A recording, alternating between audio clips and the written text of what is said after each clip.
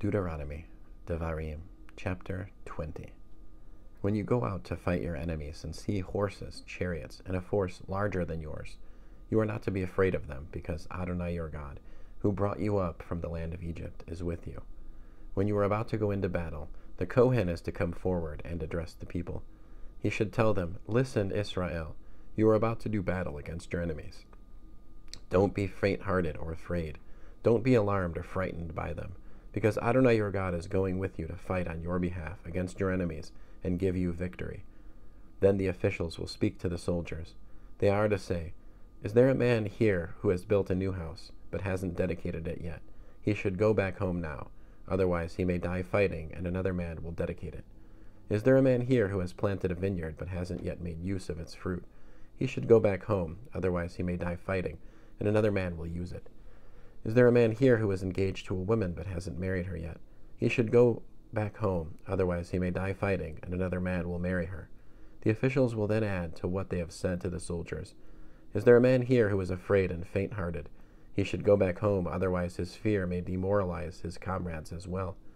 When the officials have finished speaking with the soldiers, commanders are to be appointed to lead the army. When you advance on a town to attack it, first offer it terms for peace. If it accepts the terms for peace and opens its gates to you, then all the people there are to be put to forced labor and work for you. However, if they refuse to make peace with you, but prefer to make war against you, you are to put it under siege. When Adonai your God hands it over to you, you are to put every male to the sword.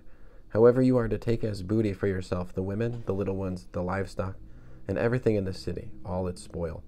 Yes, you will feed on your enemy's spoil, which Adonai your God has given you. This is what you are to do to all the towns which are at a great distance from you, which are not the towns of these nations. As for the towns of these peoples, which Adonai your God is giving you as your inheritance, you are not to allow anything that breathes to live.